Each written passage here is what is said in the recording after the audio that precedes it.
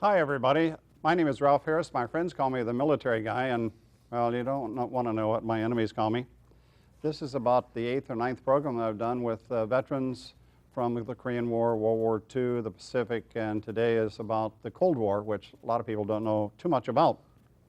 Before we get to our guests, I would like to do a little bit of history about the Cold War because, again, people either too old to remember it or they're too young to know about it, whatever. I've just discovered that if I don't do this, then people might not know what we're talking about.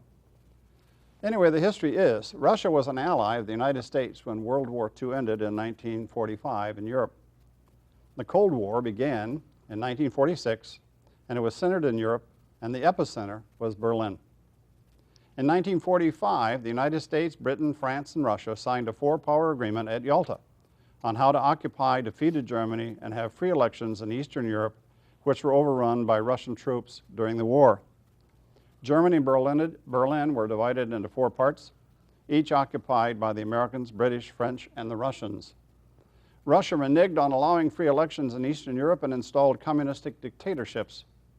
Russia built an armed border between Western Europe and Soviet-occupied Europe, complete with fences, watchtowers, checkpoints, mines, tanks, dogs, and troops.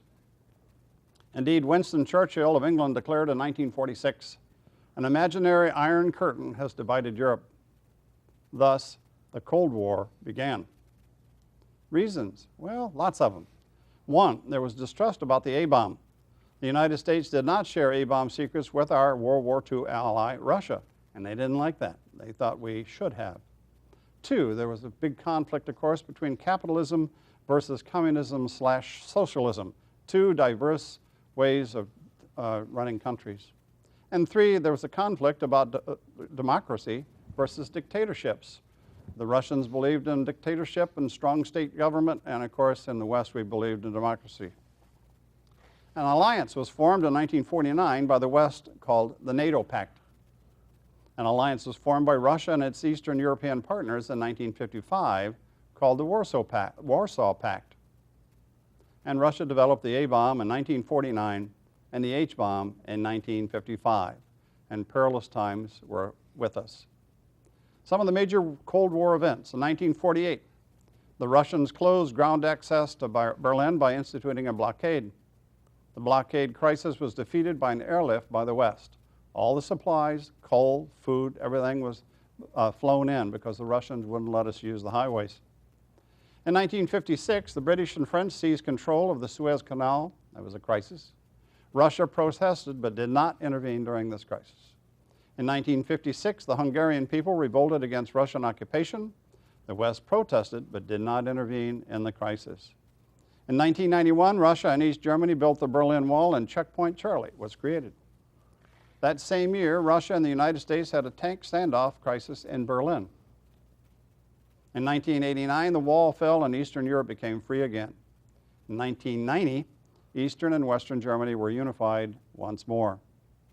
There were hotspots and wars outside of Europe during this time. There was Korea, of course, from 1950 to 1953 using client states, the Cuban Missile Crisis, 1962, and the nuclear showdown that almost brought us to World War III.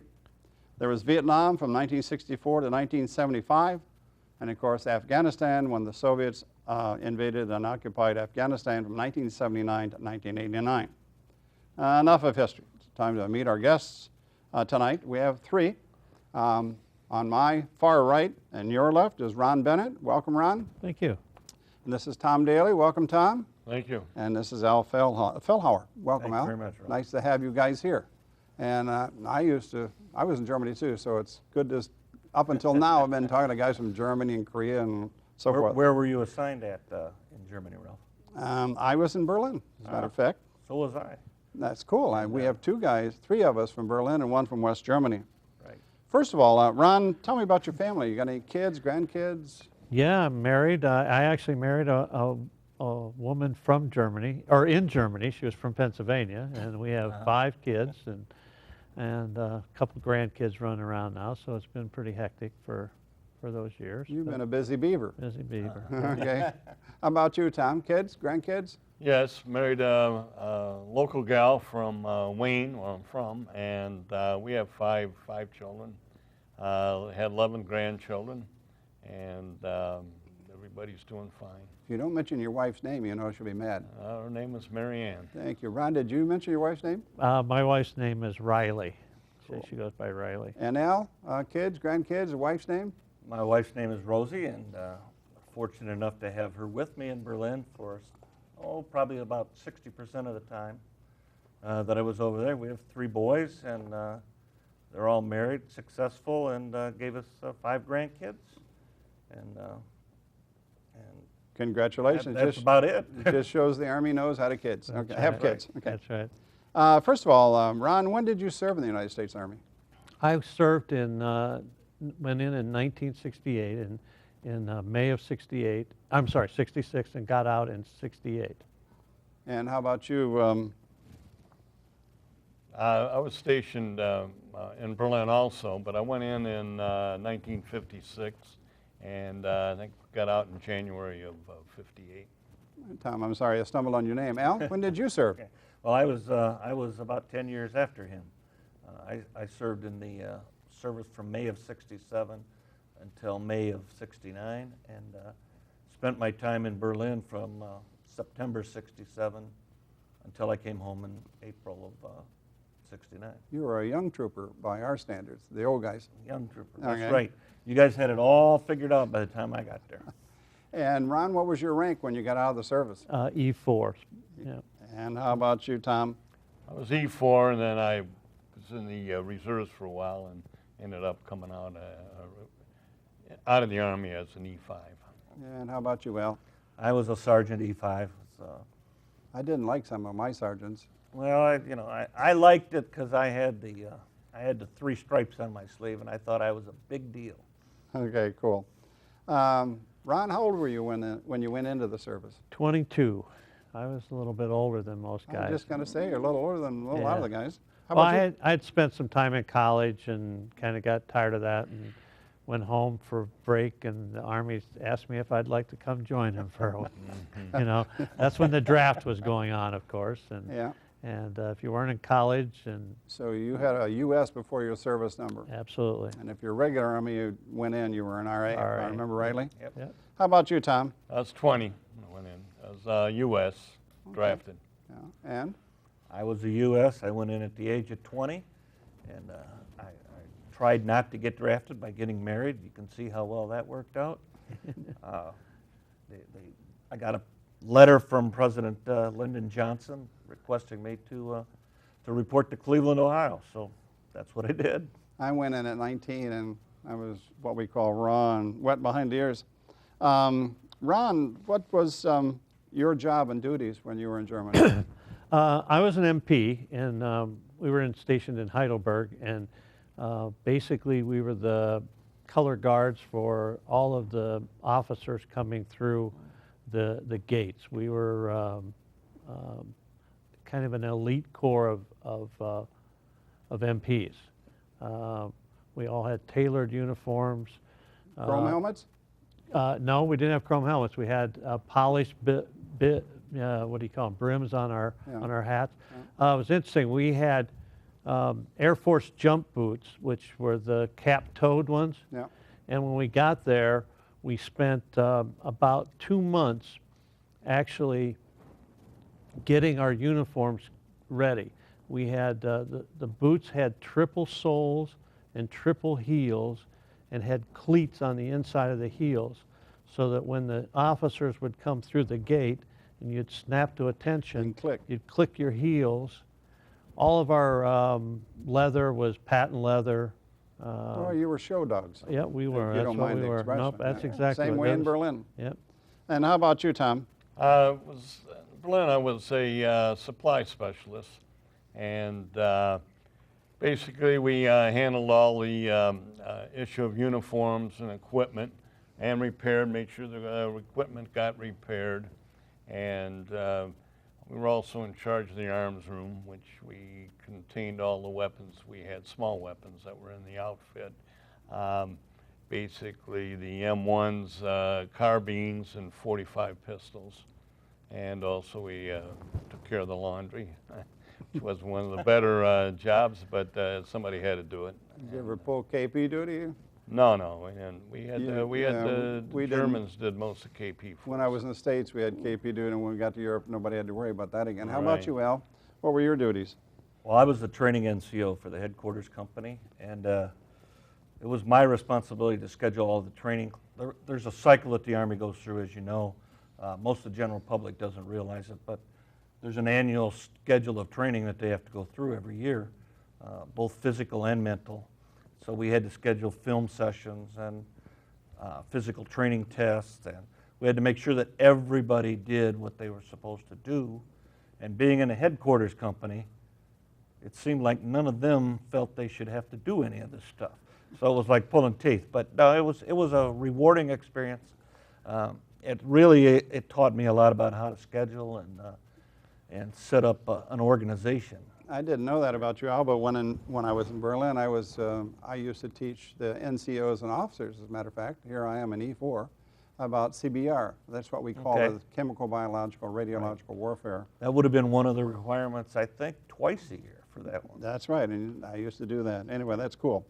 Ron, did you ever, when you were in West Germany, did you ever go on alert because of an international crisis, or were you nervous or anything like that? Being in Heidelberg, we were away from the front and the Berlin, of course. So we didn't have what seemed to be as much tension in that area. But there was a time we did go on alert, and I tracked it back. It was when Russia was messing around down in the Mediterranean, chasing our ships around just prior to actually the 6-Day War. So this was in May, and then June, the 6-Day War with Egypt and Israel happened. So we got called out. We went out in the woods and walked around. As an MP, our job was to go out and direct traffic. So it was interesting. They told us that we were to mark the signs for the streets. In case somebody came that wasn't part of our group, that we could hide the signs, basically. You know, they didn't do it. The bad guys showed up. Right, because the you're not bad gonna guys help. showed up, we were supposed to, they weren't supposed to find our way around. I got it. How about you, Tom? Any alerts? Yes, we hadn't gotten over there very long. There was a few of us that went over as replacement troops, and the company was actually down in the zone, so we were kind of in between.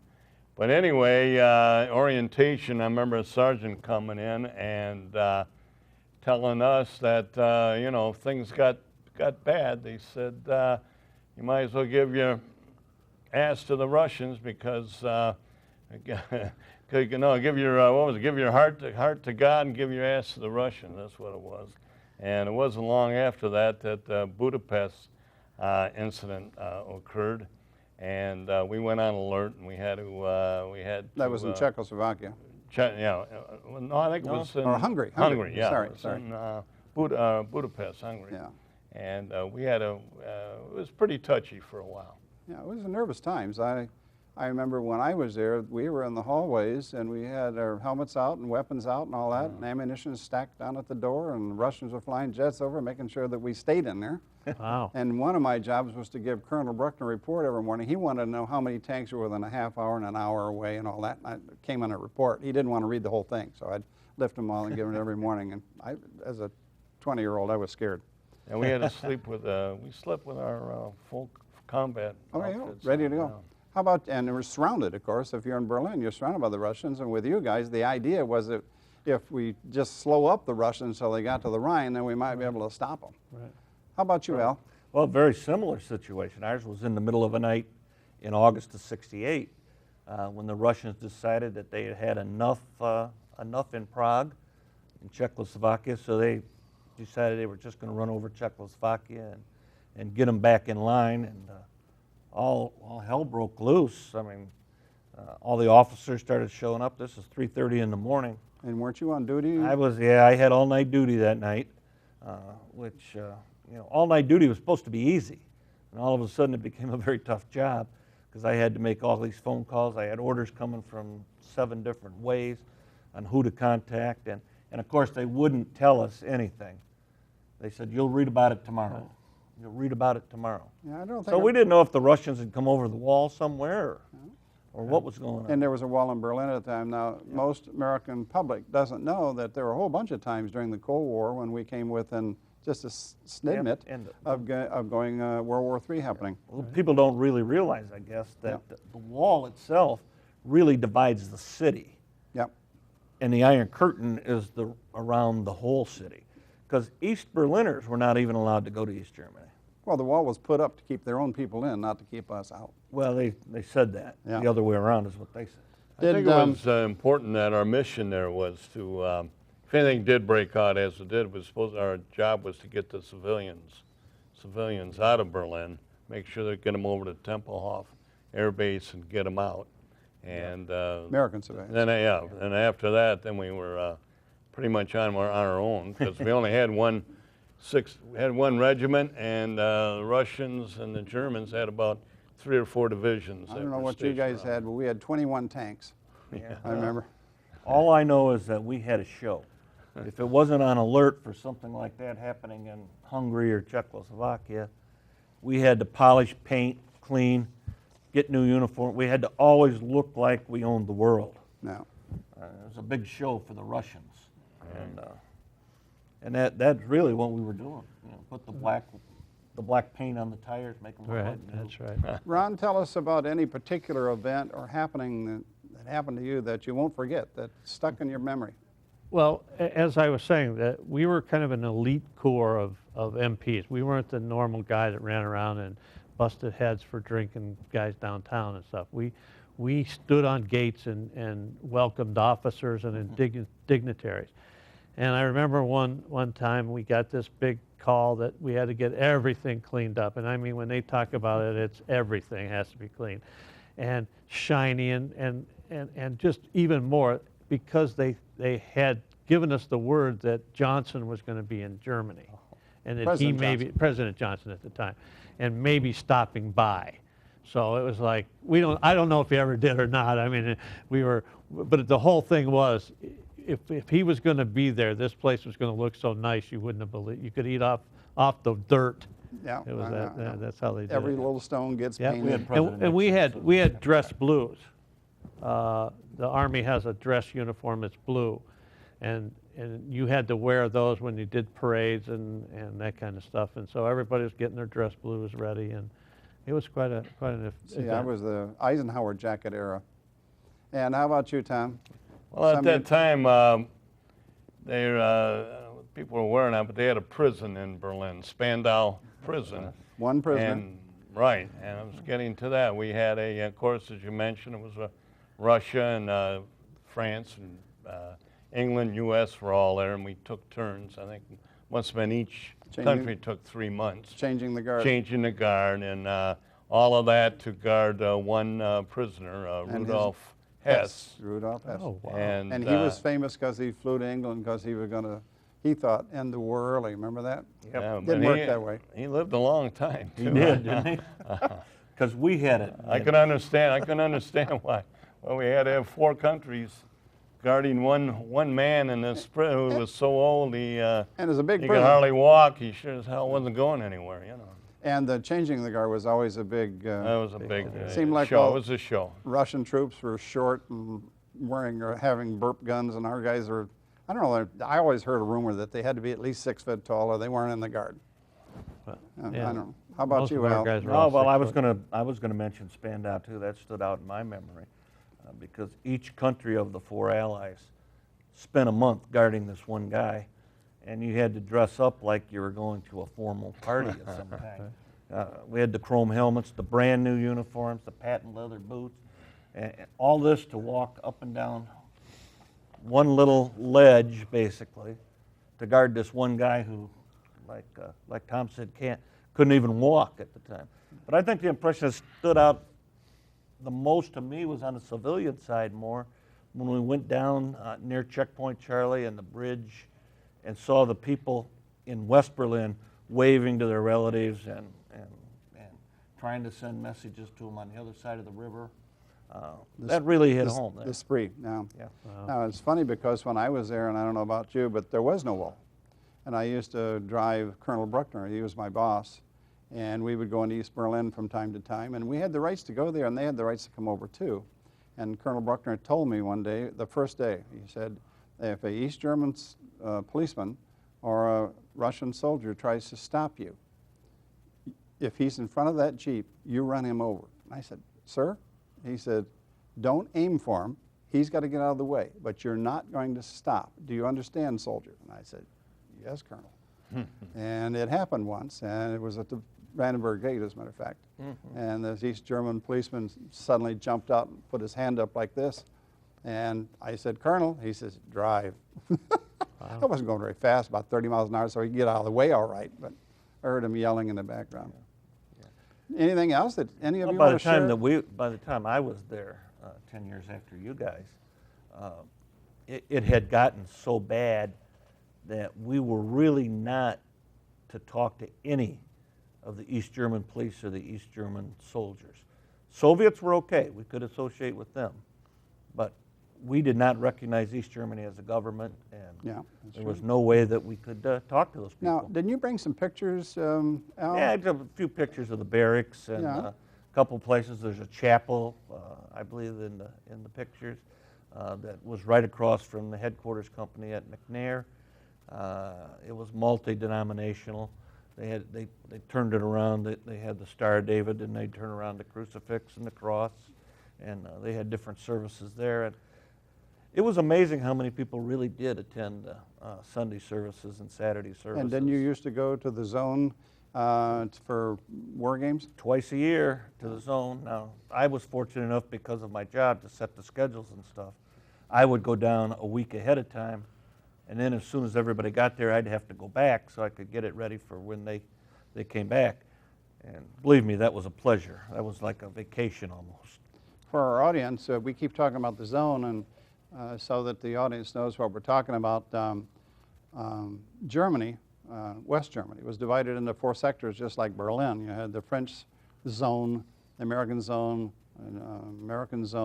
British, and the British zone. And then Berlin was the same thing. The French were in the north, and the Americans were in the south, if I remember rightly, and the Brits were in between. And of course, the Russians took half of Berlin. Right. And so, and there was a, like you said, there was a ring of wire all the way around that. When you were there, you had the ring of wire. Oh yeah. Yeah, but you didn't have the Didn't have the wall. Yeah. No, wall wasn't there. Yeah. Also, we in going to the zone, for the most part, at that time, we were able to go down in the train. And I remember going 2 or 3 times back and forth. One time I know down for a football game. Another time I had to go down for 97th General Hospital for a little operation. But you'd get stopped and harassed every once in a while by the East Germans and the Russians. And they were allowed to come on the train and check your ID to make sure that you were who you were supposed to be. And I think we kind of learned Russian. The only Russian we learned was "Vas vidanya," which meant goodbye or so long in Russia. So we were able to shout that at the Russians. I think that harassment thing was true for all of us. That's all. They were always messing with you. Yeah, we never had the East Germans mess with us. No, it was mostly the Russians. It was the Russians, because we just pretended that the East Germans weren't there. Because they were an illegal government, as Yes. far as the United States is concerned. Do you have any parting words, Ron, that you'd like to leave with us, or? Well, I guess what I would like to tell everybody is that, there's a lot of military out there serving in hot wars and cold wars now too. So, we were just one of the group, and we should be thankful for every one of them that's out there right now. All right, thank you. How about you? I feel the same way. Certainly, troops that we got there in Afghanistan and Iraq are going through hell, so to speak. And I guess we were fortunate that nothing happened while we were there, but it could have. No 115-degree days? No 115 degree, not in Berlin. Minus 15, maybe. Yeah. I did a show not too long ago, and there was an Afghanistan guy, and he was telling us about how unbelievably hot it was. And of course, I don't know if you guys, but we didn't have any kind of armor to wear. These guys get dressed up with flak jackets and all kinds of clothes and extra stuff, and it's hotter than blazes, and there's all kinds of ticks and creatures that want to bite and crawl under your uniform. So my heart goes out to those guys for sure. Absolutely. Yeah, I got to agree with both Tom and Ron that you know, the troops that we have today, I really honor them, and I'm glad that they're serving, and it's an experience of their life. Of course, now it's an all-volunteer Army, but as I look back on it, it was one of the best things that ever happened to me, to get drafted. And I think that we have a whole generation from us down to today's volunteer Army. So many people that I meet now were never in the service. Right.